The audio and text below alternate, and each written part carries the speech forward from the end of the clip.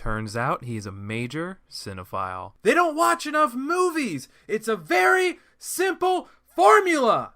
And here we go. We took a little slasher break last week. Love to see it and get back to the roots of this podcast. But if it's not that, it must be a superhero thing. And we still have to finish out Phase 3's two-parter Marvel Cinematic Universe episodes to get you all caught up before we get our first taste of Phase 4 Marvel movie magic in Black Widow, which is just a little over a month away. So while we are going by movie release dates and not chronological order, this phase really challenges watching these movies that way. But there are some of the strongest entries in this supersized 11-movie phase. Today we will take on the final of the original Captain America trilogy, aka Avengers 2.5, more musical bops from the Guardians of the Galaxy sequel, a few more mythical Marvel entries introducing the second Sherlock actor to the superhero franchise, plus the closest thing we will get to a Hulk sequel. You'll have to wait for Infinity War, Endgame, and more, but something to look forward to next week. But up and away we go to this week's exciting episode. Captain America Civil War, coming out in 2016, this movie kicked off Phase 3. It's less of a Captain America movie, but a precursor to the next full-fledged Avengers movie. It is packed with almost all of the MCU actors you have grown to know and love from the first two phases. It also gives us our first look at both Chadwick Boseman's Black Panther and Tom Holland's Spider-Man. Both huge moments for MCU fans alike. This movie also got some deeper connective tissues into the MCU, relating and going way back to that 2008 Incredible Hulk, reintroducing William Hunt's Thaddeus Ross, even if he never gets to interact with the Hulk actor. While I really like to call this an Avengers movie, it is clear early on that they are going for a Captain America thread with more super soldiers. Like I talked about in my Falcon and the Winter Soldier episode, that point of conflict in Captain America will always be interlinked. Fingers crossed, Captain America 4 will find a different angle to take. And if you haven't heard my MCU TV show episodes on that show and WandaVision, make sure to get on them prior to Loki airing soon. This movie tries to have a few villains floating around. Great to see Frank Grillo back in a more comic-accurate outfit this time around, and the beginning is a bit smaller scale compared to some of the explosive nature of other Avengers movies. But it's semi-stealth combat scene with a smaller scale Avengers mini-team. It looks beautiful with the action going on and the tension of a potential huge contagion issue, something we can all appreciate even more now.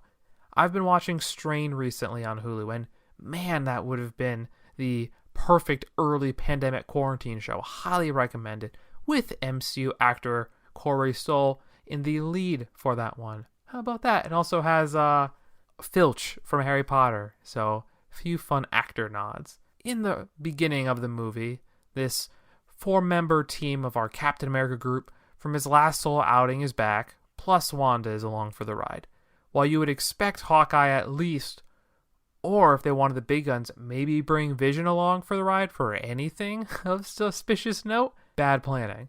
In this first 10 minutes or so, we already have an awesome mano-a-mano fight between Chris Evans and Frank Grillo, slowing that after the awesome elevator fight, we missed out on a bit with the end who he went against in combat going with Anthony Mackie.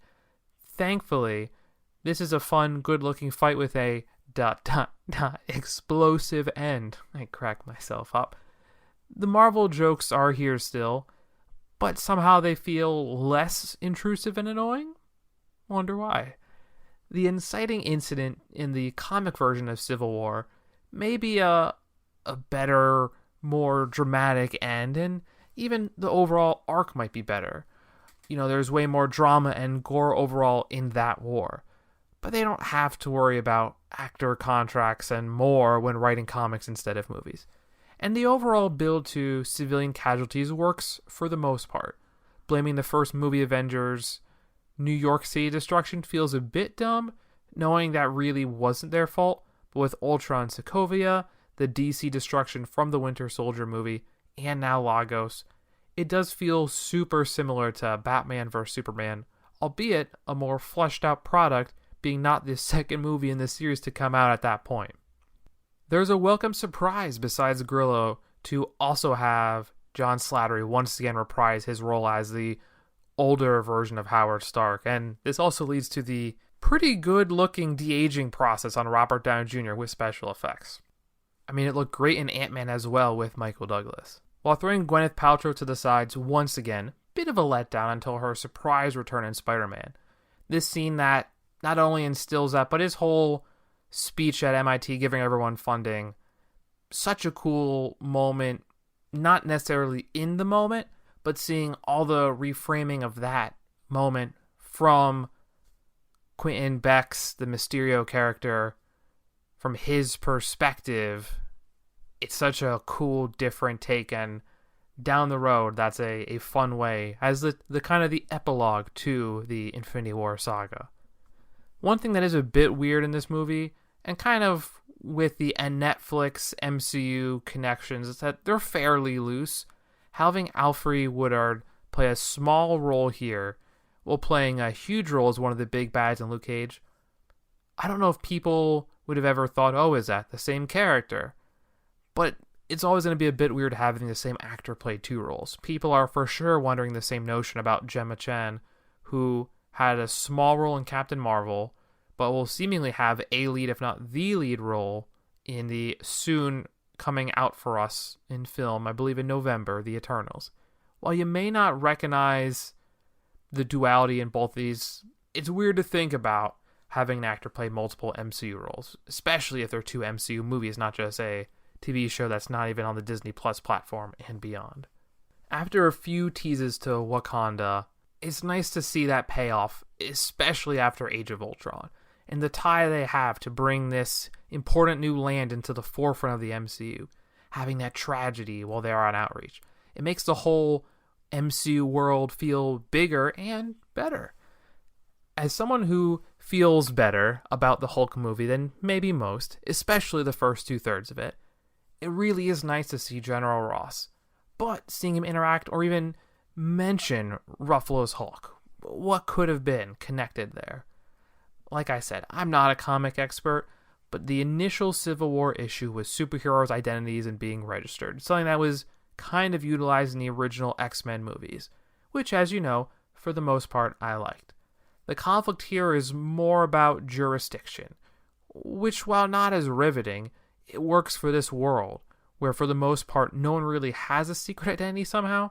Spider-Man was one of the last, and he just lost it in the most dramatic post-credit scene for the MCU to date. Deleted scene Nick here, the intro to Daniel Bruhl's Zemo, who got a strong second wind in Falcon and the Winter Soldier, had an initial introduction that was a bit bland here, but a deleted scene showing how he acquired the famous Winter Soldier control book was not utilized, and that is a true crime.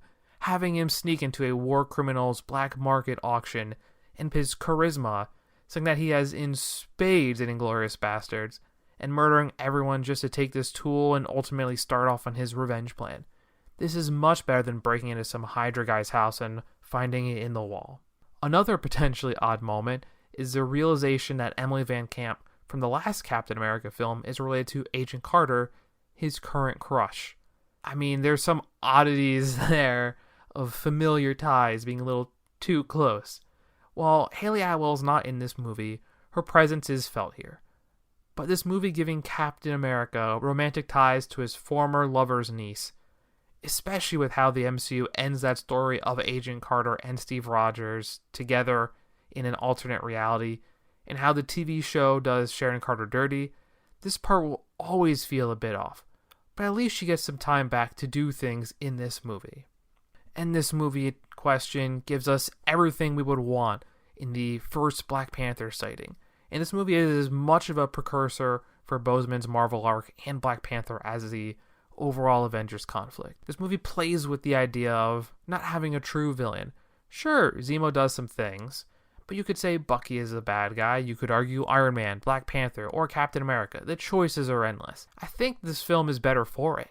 And the action comes at you fast. There's so many good set-piece moments that exist, from a chase down a busy highway, introducing Black Panther, the pacing and intensity is something to behold. And calling Black Panther Catman will never not be funny. While a good chunk of this movie, the best parts might be action, some of the more political ideals debates actually do a lot to flesh out these characters, and this movie does a great job continuing that mistrust and divide between Captain America and Iron Man.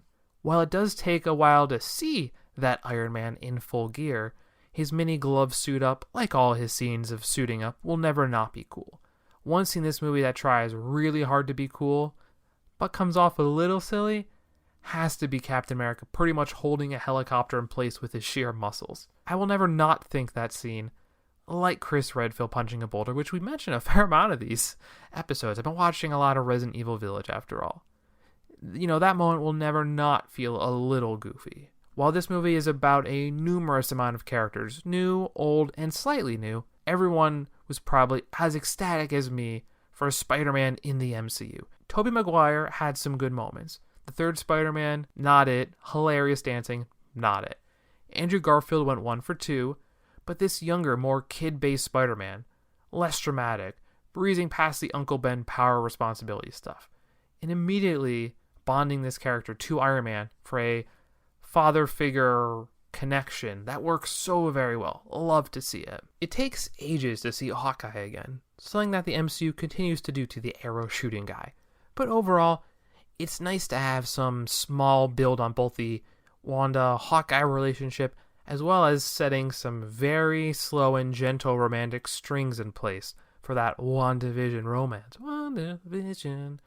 And while no huge ties happen for Ant-Man and the rest of the Avengers, Paul Rudd as the main jokester works super well. While it takes some time for the big fight, arguably the most visually exciting fight is not the final one. The idea of a war is a bit misleading, especially with only 12 people and none of them dying here. But every character has awesome action-specific style moments. And while the Endgame and Infinity War fights might add more characters and bigger moments, this fight just looks so good, and all the characters being known and no grunt people to fight. It feels massive and action-packed. This part of the movie alone makes this one of the greatest of the MCU. While the sad moment, it was crazy to see in theaters, but having Don Cheadle's character live, which while I loved it, feels like the movie was pulling its punches a bit and needed to make some sort of side effect from the war, not so much a casualty. While not a slight on the movie itself, there was something missing in no real connection to Tony Stark and Hank Pym. While Tony and Scott Lang, the new Ant-Man, interact and Hank Pym made a dig at the Stark family, there could have been some cool lineage talk here that we will never see. When Tony visits the super cool underwater prison, where I would have loved to have seen some small MCU villain tease moments in the prison too, that scene where Paul Rudd says never trust a Stark, it could have had a tease of a stronger connection, and now it will never be. The big end, for starters, having Iron Man actually duke it out with Captain America and Bucky. That alone looks awesome, and the way this 3-person fight ends up looking is great itself. The best part of this overall is the added scene with John Slattery and having Bucky kill his Tony Stark's parents when brainwashed. Two guys who knew each other from World War II, trying to not get killed. What a conflict that once again shaped the MCU's Avengers group for years to come. Amazing MCU entry overall. Honestly, from this point on, most of these MCU movies don't really touch on the everyday world of the Avengers. Instead, they go off to space or other mythical lands, and the 2016 film Doctor Strange, no exception. There's a brief tease to his name in Captain America and the Winter Soldier. Other than that, this movie is kind of its own beast. Whole new cast of characters are likewise here. The titular lead being Benedict Cumberbatch, who around the tail end of his Sherlock stint, I'm sure everyone was excited for him in the role. Chiwetel Ejiofor takes on the trope of the good guy turned bad. Benedict Wong honestly steals the show for me in this movie. Mads Mikkelsen is once again outstanding in the bad guy role. I feel like Rachel McAdams gets kind of the Women of Thor treatment when they run out of things to do with her. Hopefully she gets a bit more in the sequel, but with how stuffed it is, I'm not too optimistic. I'm sure the biggest controversy is Tilda Swinton as the mentor character, the Ancient One. Honestly, this character was similar enough to the role in the 2005 Constantine film, so it wasn't a shock, but the casting was a bit of a surprise. So for starters, this movie kicks off with some strong, tense action, not just a mythology lesson. And while Marvel will never be R-rated, maybe the Deadpools, we'll see on the future of that, it's not going to be aggressively violent. But having a way to sneak in a magical beheading in this opening scene, like that one Captain America propeller blade blood spot, those two moments have always stuck with me for how far they could go. And this movie really has some amazing, awesome action and surprising amount of intensity. This is all helped, of course, by the musical stylings of Rogue One composer Michael Giacchino. While Wanda's magic was neat, the whole way they make magic in this movie just looks super cool, and this paved the way for those full magical styling shows of WandaVision. Thankfully, these two characters will be put together in that Strange 2 movie. Benedict Cumberbatch's American accent, while not bad, will always be mad jarring. Just a thought that I had to share that I'm sure we all at least, if not agree with, notice.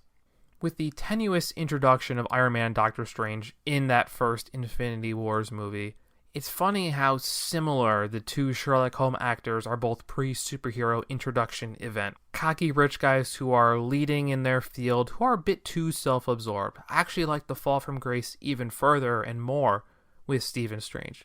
Tony still kinda has it all and has a clear path. Strange here has a wild journey that leads him to Nepal. And with not too many globe-trotting MCU movies, it was nice to see a non-New York City or Cali landscape to have a chunk of our story in. While the training montage is not bad, there is just not as much going on in this movie compared to the massive list of events and characters in the previous entry alone. But what this movie lacks in some action, the mystical effects here, super cool. And the brief tour of all the magical realm parts, it's a trip. Hopefully you're cool with bright flashing lights, because if you're not, that will not be good. While we are finally getting into the multiverse officially now for the MCU, both the DCU and Arrowverse are doing it. So it's the next big thing, and the next Doctor Strange movie will dive into this further, along with the third part of Spider-Man. While there was a bit of a goof fake-out with the multiverse in Spider-Man Far From Home with Quentin Beck, in this movie, the Ancient One actually name drops it as a place and concept where they all get their magic power from. This is the first time I picked up on this tidbit that will finally bloom to fruition soon on the big screen. It does take a good amount of time to get a look at the next Infinity Stone, something that had fallen by the wayside a bit in the MCU, and this was the fifth of six now in play, and eventually leading up to the Infinity Wars Endgame conflict. It is strange how much they talk on the time travel issue in those late Avenger movies, and lo and behold, they do so much with time in those movies, and even break it off at the end. We will see if that Loki show and further MCU entries make time and space a true concern. Specifically, that Ant-Man movie should be introducing Kang the Conqueror, who's a big time-traveling villain, played by the lead from Lovecraft Country. So how about that? Jonathan Majors. The fights really are so much cooler here, and I love the physical stuff and explosives and all that, but just cinematically this movie is just cool. And we all know the villain problem Marvel has, and with Caecilius, may not be up there with Thanos, Loki, Killmonger, and the Vulture, there's a real nice moment of understanding with his motivations. While at times he is clearly the basic evil guy and just wrong, there is some understanding of him not being completely wrong in his feelings. The distrust of the Ancient One is not fully wrong or untrue. It just helps to have that over just taking over the world or being evil, even if there is some of that. While Rachel McAdams, one of the stronger parts of the weakest season of True Detective, does not do a ton in this movie. The surgery scene with his astral self fighting while his real body's getting medical treatment, it once again looks awesome. And like Gwyneth Paltrow in Iron Man, she's clearly a help in taking out a bad guy, not the main bad guy like those movies, but you can't expect a surgeon, nurse, person to take on the epitome of evil, magical beings. I don't know if this will lead to a romantic relationship, but having this person that we, the viewer, can see this magic world through. It all works. I just don't know how we will get to a medical setting after all this magic and these world-ending events. I mean, clearly they could keep needing people to be healed like they did twice in this movie. Killing the Ancient One was a bold choice this early, but they had to make Benedict the Sorcerer Supreme ASAP. Honestly, while this movie wasn't crazy dark, with the horror aspects seemingly being brought up into the sequel, I can't wait for these illusions and building-altering magic to take on that horror feel. Honestly, I don't know how many people think of Doctor Strange as an MCU movie entry, but this is easily the prettiest movie, and I'm amazed I don't watch this more. The end is a bit different from Marvel movies, not ending with a true battle, but that kind of works here, even if Dormammu, the overall big bad, who could return in the MCU later, comes off as just a big floating head. Not the most exciting, but the time manipulation angle overall is a fun new direction for the franchise, and Benedict Cumberbatch, who was perfectly cast in the role.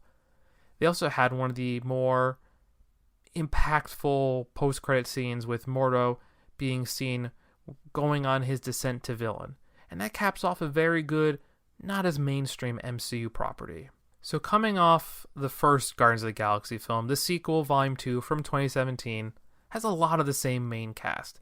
Thankfully, Michael Rooker gets even more time in the role. The big add, of course, is Kurt Russell. The eventual father mystery of Peter Quill, aka Chris Pratt, is solved here.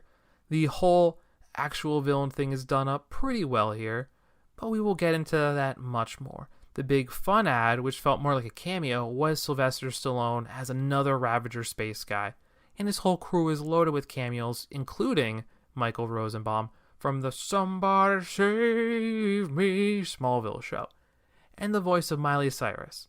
While their roles are brief at best, if they could ever bring that team into the fray, maybe Guardians 3 or beyond, that would be something. While characters are important, some would say the music in this movie series is even more important. Guardians of the Galaxy has music as an important part of the franchise's DNA. It may not be the most important thing on the same level as the Westworld series' mainstream orchestral cover songs being it, but still. While the individual songs of note, specifically Hooked on a Feeling and Come and Get Your Love, may be the best of this franchise, the overall soundtrack might actually be better for the sequel film. The big songs of note have to be Brandy, Come a Little Closer, and so many more. This specific movie, I will be touching on how some amazing songs are used, and how they add to the plot and narrative.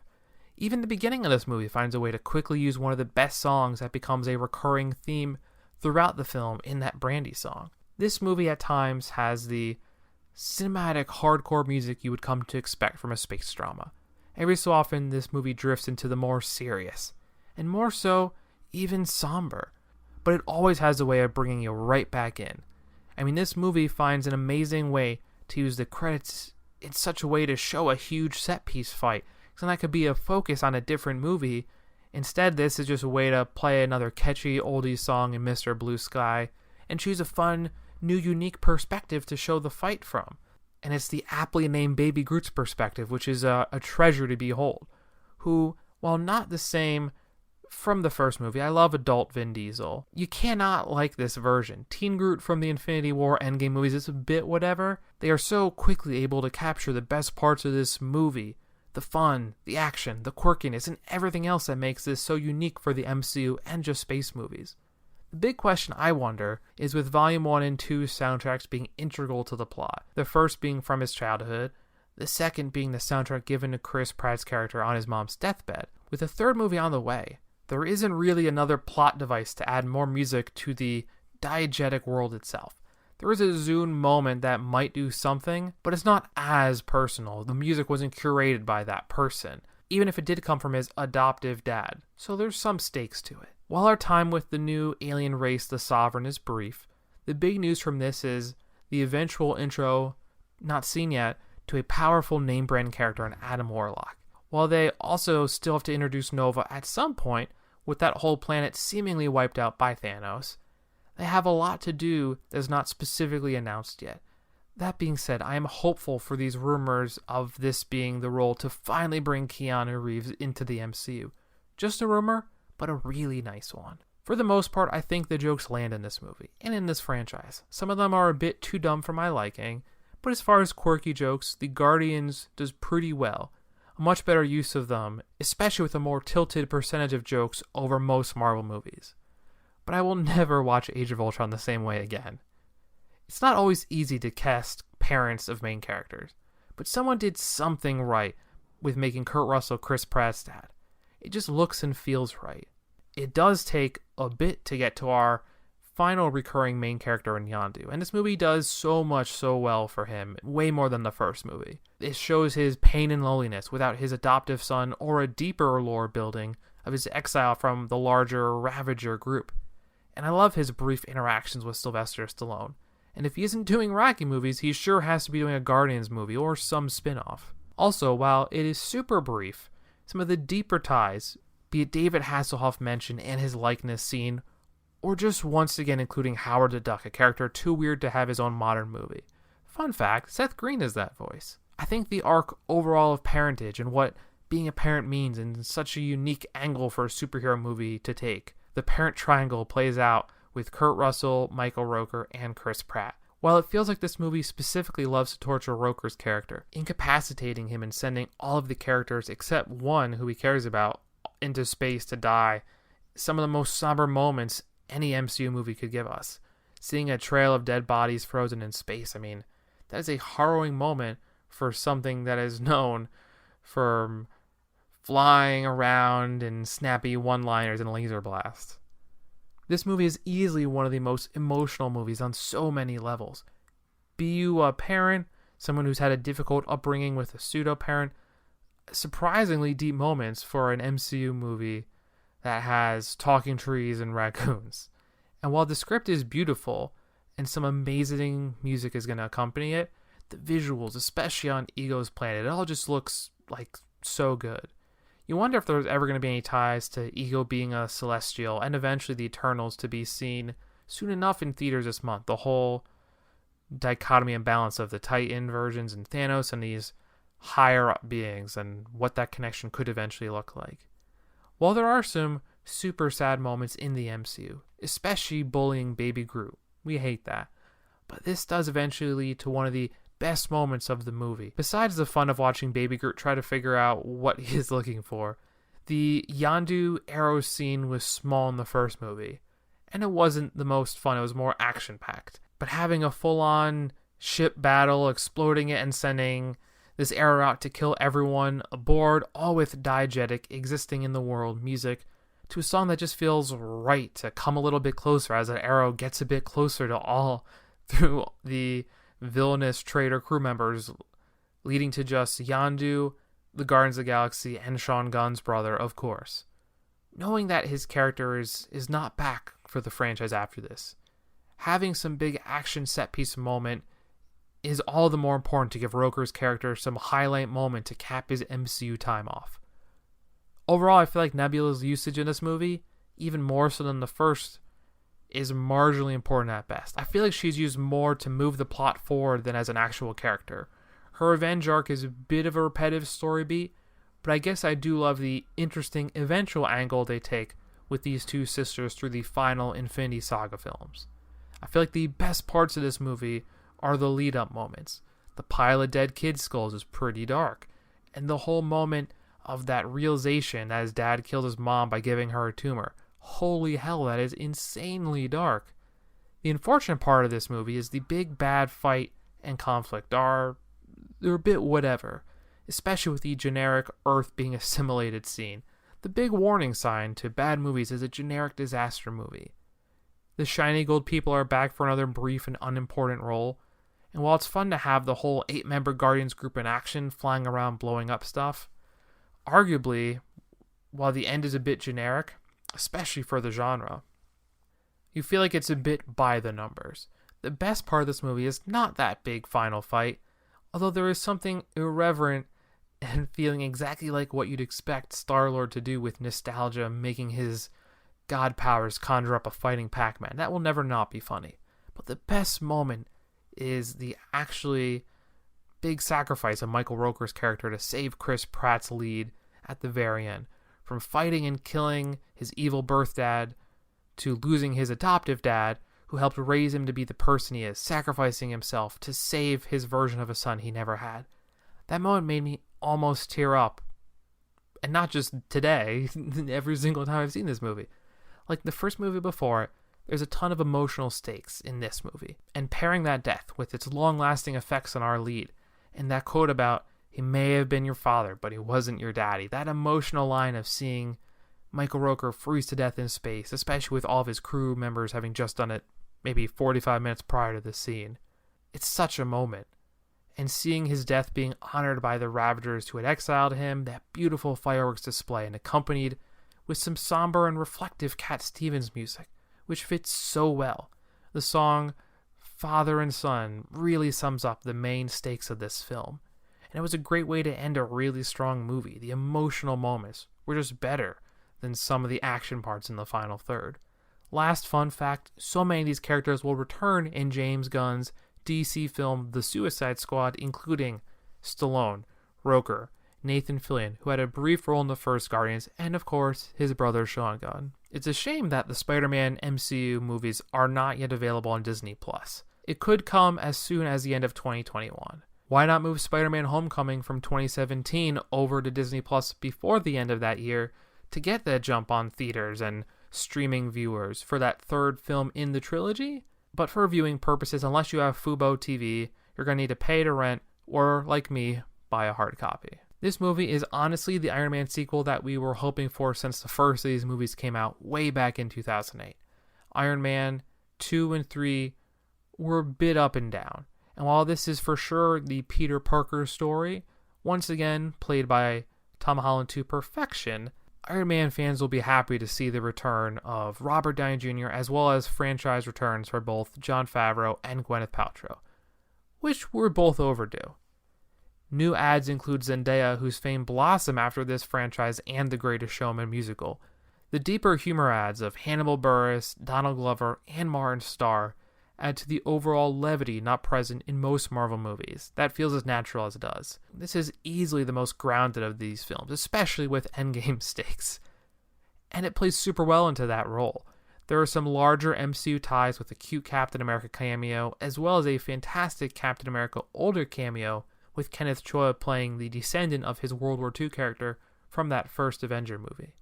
The biggest ad, of course, is Michael Keaton, returning to the superhero genre for the first time since either Batman Returns or Birdman, depending on what you're counting.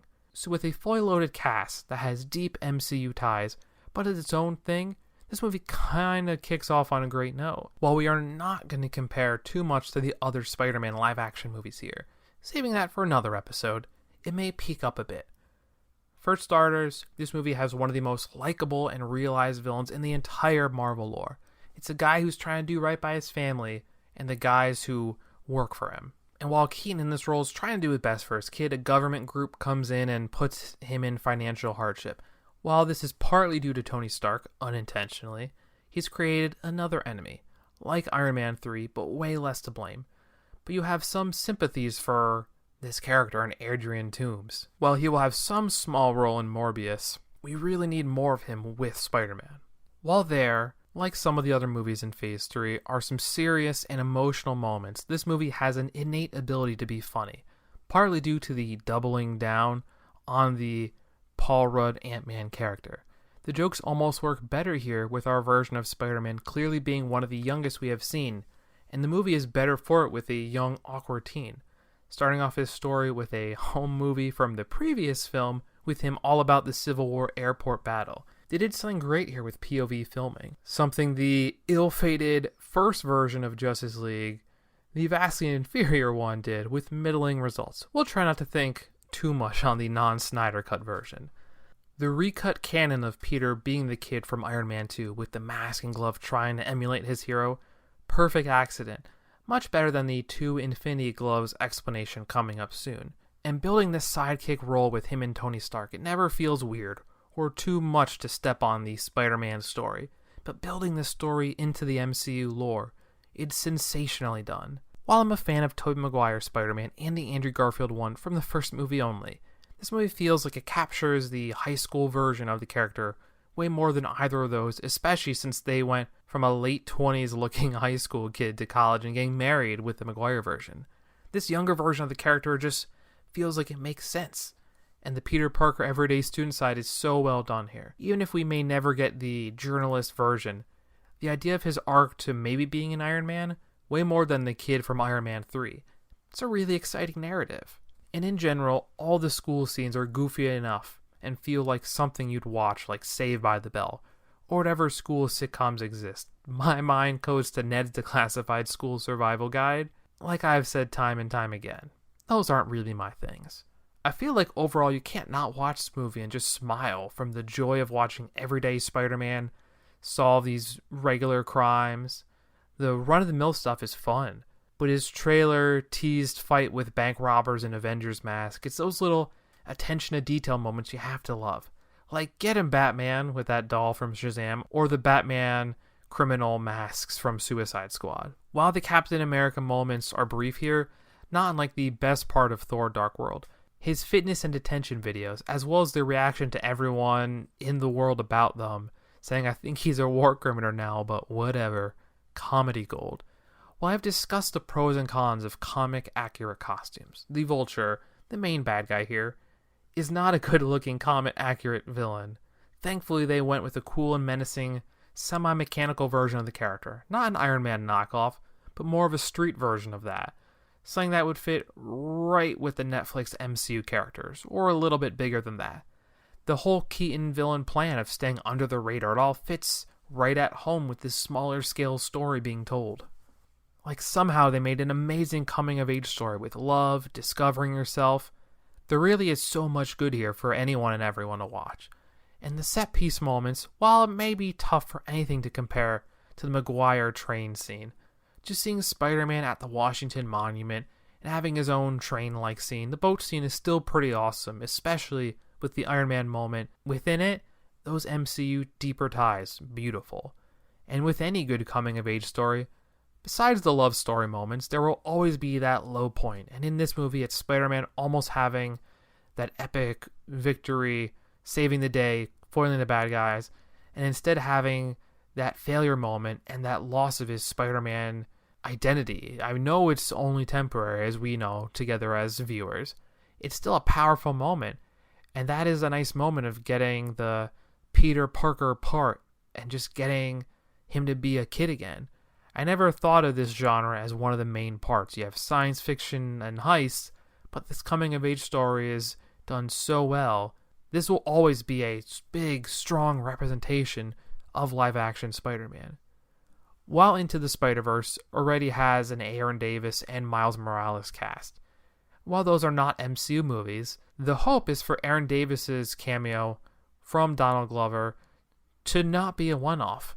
With more time in New York for No Way Home, you gotta hope there will be some way to bring it all to play here. In the same way that Better Call Saul fans will recognize Michael Mando as Nacho, here as this villain who is kind of a brief role as a precursor to Scorpion, another eventual Spider-Man villain. The Sinister Six is up for debate being an MCU or Sony production. The biggest issue with the shared rights and movie elements, with Kraven being played by Aaron Taylor Johnson along with a Tom Hardy Venom, the Keaton Vulture, the seemingly dead Mysterio played by Jake Gyllenhaal. The Sinister Six and Spider-Man villains will be a very curious development that will hopefully come to fruition in the connected MCU, and Sony can be there too. When we finally get to the big reveal of who the Vulture really is, that initial moment of fun, lighthearted prom, to a door open scene with our main villain, the music just cuts out. That culture shock was such a surprise. And it's not just one-sided. Cinematically, one of the strongest subtle moments here is having a red traffic light and eventually shifting it to a green light when Keaton finally figures out that Peter Parker is Spider-Man. That moment is amazing. Keaton is really good here as the villain. I mean, he was also one of the best Batmans. I can't wait to see what he does coming from that Flash multiverse DC moment, but I also want all those Snyder Cut air cuts and make all that happen too. And finding a way to make not one but two fun fights at the end, one being pretty brief. Neither one's going to be the most epic, but that makes complete sense for our story. Things are a bit grittier overall. And while character costumes aren't the most important for everyone, maybe Iron Man, but I think Spider-Man having multiple comic-accurate costumes from his beginner, goofy outfit with the sweatshirt, to the Tony Stark upgraded one, eventually the Iron Spider is teased. I mean, this is all doubled down in the second Spider flick. And speaking of good-looking things, this movie just has some beautiful special effects. The tech gadgets and alien tech look super cool, and the callback to things like an arm from the Crossbones suit repurposed, or any of the Chitauri stuff. This is a love letter to the overall MCU, and a great homecoming for the web-slinger. Thankfully, they decided to keep Keaton alive and not just kill off one of their more better developed villains of the MCU. And while this story is of Peter Parker, just the right amount of Iron Man, that last big end moment, we'd almost, had an Avenger press conference and finally introducing Gwyneth Paltrow as Pepper Potts back into the MCU, which was super important before those last two Avengers movies, and their marriage proposal finally happening, even the joke of holding onto the ring since 2008. It was just a huge moment that was finally needed to be seen. That and the final Zendaya reveal to be the version of MJ we needed to see the final Spider-Man fleshed out universe world moment. One end note, being the last time we see Avengers Tower, with it seemingly being purchased by someone else. I can't wait to see if it will be the new Fantastic Four Baxter building, or could be Oscorp. I would love to get that Willem Dafoe version back into the fray. So back to Disney Plus available films to close out this episode. This early on in Phase 3, so many of these movies are out of chronological order. Guardians Volume 2 comes out right after Guardians 1. 2 to 3 of these movies could be the one immediately following Civil War. Doctor Strange could be anywhere. I kind of like the idea of that being right before this film, the 2017 Thor Ragnarok. I kind of see Ragnarok as the pre-Infinity Wars Avenger film. It may not be as packed as Civil War was, but this is the other third of that original core 6-member team. Also, that new Black Widow film, while technically Phase 4, will for sure be chronologically belonging somewhere over the early Phase 3 timeline. So like I said previously, while this is a Thor movie, obviously this is also the closest thing we may ever get to a solo Hulk film, the follow-up from 2008, even if it's more a character exploration instead of a really building on that story. But besides Mark Ruffalo joining the fray, the full ensemble of Thor characters are back, well, minus Natalie Portman's Jane Foster and Jamie Alexander's Sif. Tom Hiddleston, Idris Elba, and Anthony Hopkins are all back. Brief cameo of Doctor Strange, especially with how he interacts with the other wizard character in Loki. Hilarious. It was teased in the post-credit scene of Doctor Strange. It might be brief here as well, a little longer than that. But once again, these are those nice deep MCU ties of not knowing who could show up in what. The big new ads are Cate Blanchett, Carl Urban, who this time is not just killing all the soups, Tess Thompson, and of course, the best part of any movie he's in, Jeff Goldblum. While he will always be known for his Jurassic Park role, a role he will be returning to for the latest trilogy conclusion, there's always this notion of him never really acting. Moreover, he's just being his amazing, quirky self and saying lines that work with the story he's living in. Also, while his role is brief here, Clancy Brown really does have a majestic voice that is perfect for these villain roles. While his brief role was wasted in the Nightmare on Elm Street reboot that we discussed in last week's episode. Thor has changed his tone with each entry, from more serious mystical romp, with some time spent on Earth, to a fairly bad movie, to this entry, which is a little less high fantasy and very epic rock with headbanging, Norse mythology, Viking things, and just it's overall bigger. The soundtrack alone has a ton of elements of that power rock with a couple Led Zeppelin song hits. I mean, Thor fighting in a mystical plane, which is his equivalent of hell to that Led Zeppelin song. I mean, any Led Zeppelin song is pretty good. And while those moments are of course littered in the franchise, there is also going to be that trademark Marvel humor. And this new edition of acting out a scene from the previous movie, something Frozen 2 did to perfection via Josh Gad. This movie got Matt Damon to play actor Thor, got Thor's real-life other brother Luke Hemsworth to play actor him, and another Jurassic series veteran, Sam Neill, was actor Odin. This was such a lovely, divergent path and gag for the series. Thankfully, it will be in the next film as well, with a actor version of Hela as well, played, I believe, by Melissa McCarthy. Taika Waititi just has a knack for putting his own stamp on things, be they his acting or writing. His list of works is extensive, from What We Do in the Shadows to Jojo Rabbit, and of course his acting role in this movie is super quirky and fun. Still waiting to see what his role will be in that Suicide Squad movie, which seemingly has everyone in it. This movie does have a lot going on, and a lot of different varying plot points. It can go from fantasy epic in one moment to a glam rock adventure the next. At times, the muddled nature of Hela as the big bad gets a little lost, with the fun adventures on the space gladiator world with Jeff Goldblum overshadowing it a little bit. I mean, her evil introduction of breaking seemingly one of the strongest objects in the MCU that is not an Infinity Stone and Thor's hammer. That's a pretty good statement. That on top of her seemingly simplistic, easy takeover of the mythical military land of Asgard, this movie pretty quickly kills off the Warriors 3 without much fanfare or remembrance. Somehow Thor never really brings up the fact, weirdly. Hopefully his next movie with Sif will at least mention this. At least Hogun lasts a little longer. His action fighting skill set almost mandates it. I mean, did you see the new Mortal Kombat movie? Hopefully his character of Lord Raiden gets a little more pow pow pow lightning attack powers in the next outing. This movie is loaded with jokes, the physical humor and deadpan nature of things verging on sheer absurdity.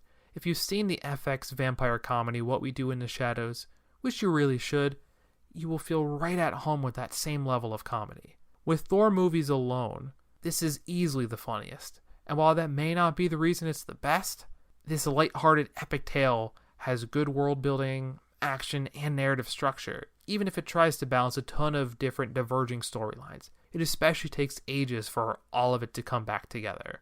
Jeff Goldblum will never be the most intimidating villain. His live-action video game role as a dancing Dracula will never not be amazing, but he doesn't have to be the most scary, built-up bad guy. He's more of a minor inconvenience at best, and it's a great way to bring Thor, Loki, the Hulk, and another new Asgardian in Valkyrie together. But man, does he make this movie so good.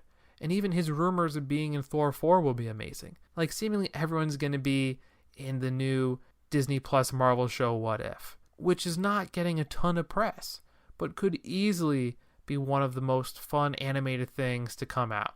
And it may be the last new thing we get to hear Chadwick Boseman in, which is a bit of a somber note. But back to more fun things in this movie. There's something hilarious about Loki always finding a way to connive and weasel his way into things.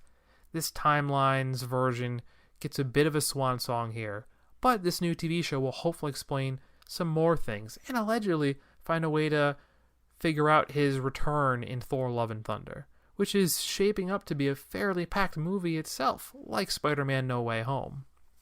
I teased it before, but there's something that feels like just forced about having to retcon the Infinity Gauntlet on Asgard being a fake. Nothing more, just it being a fake. That will always come off as a bit lame of an explanation to fix something after the fact.